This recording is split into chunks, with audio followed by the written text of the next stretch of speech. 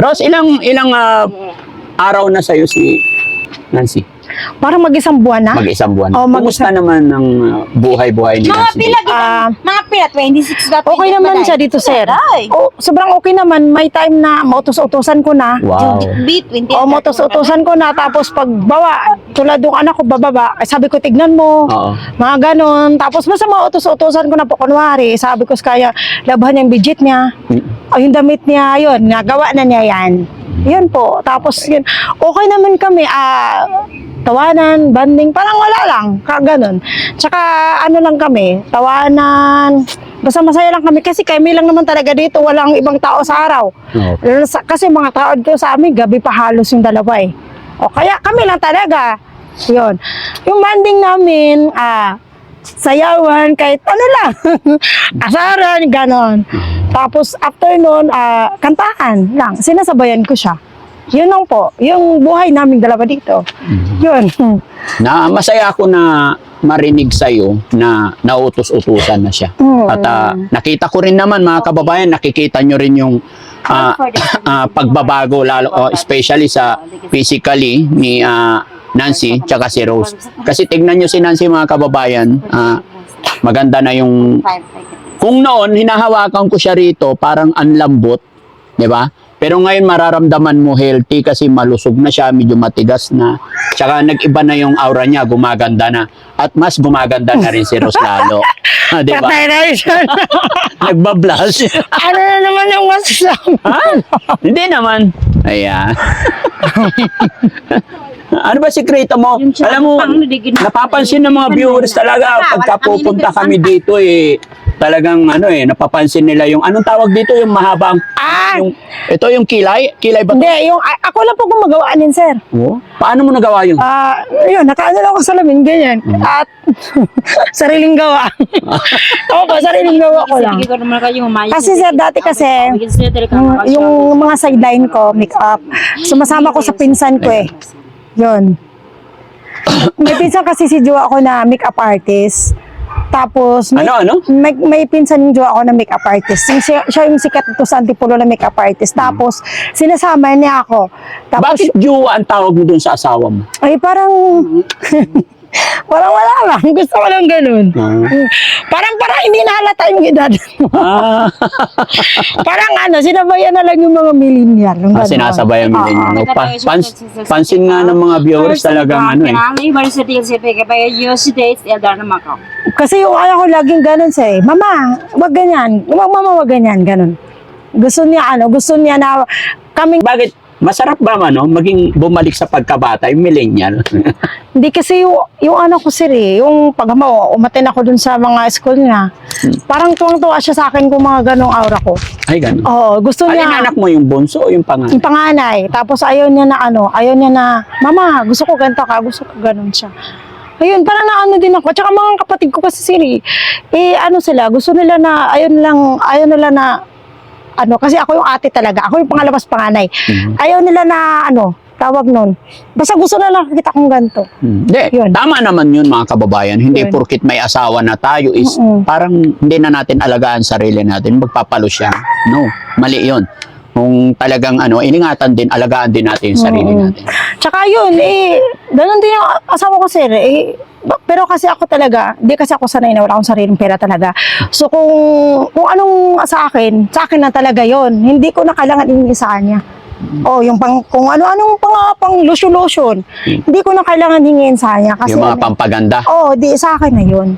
Magastos din ba yung pampaganda? Hindi lang. Ako matipid eh. Ako kasi matipid talaga. Hindi ako ganito, ganyan, hindi.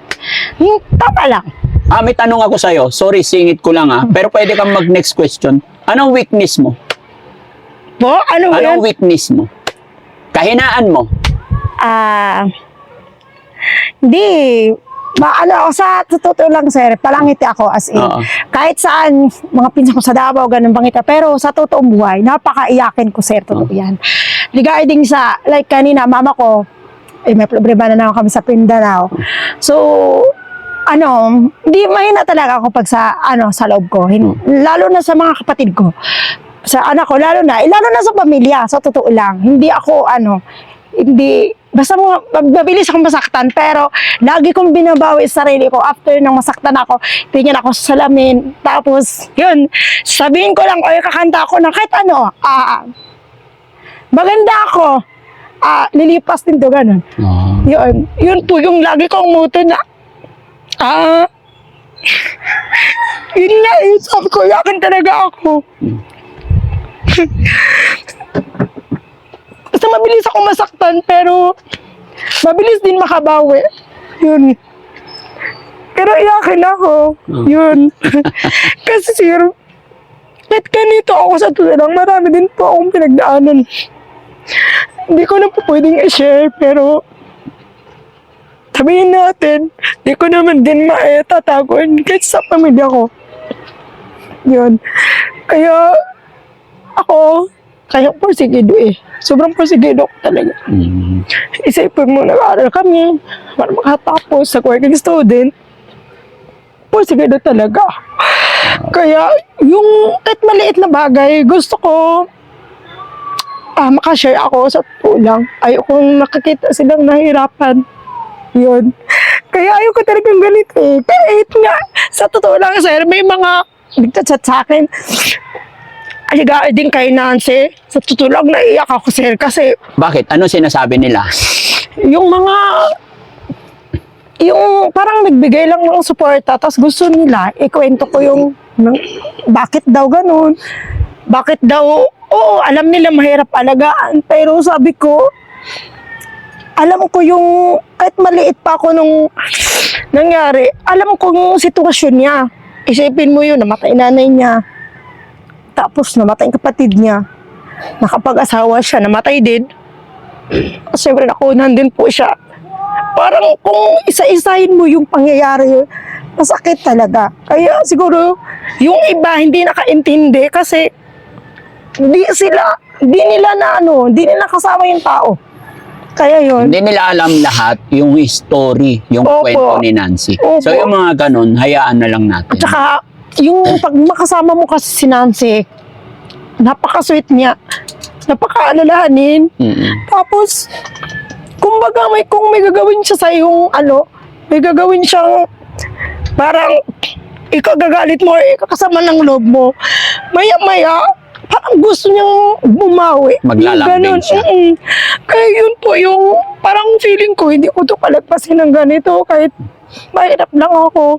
Sabi ko nga noon pa, di ba, nung galing kaming mental hospital na yun yung ikinagagalit din sa mga kapatid ko kasi yung lagi kong word na kahit mahirap lang ako or may tulong man o wala, alagaan ko siya. Sabi ng mga kapatid ko, sigurado ka ate na kaya mong alagaan yan. Hindi mo alam ang takbo ng isip yan. Hindi mo alam ganito, ganyan, ganyan.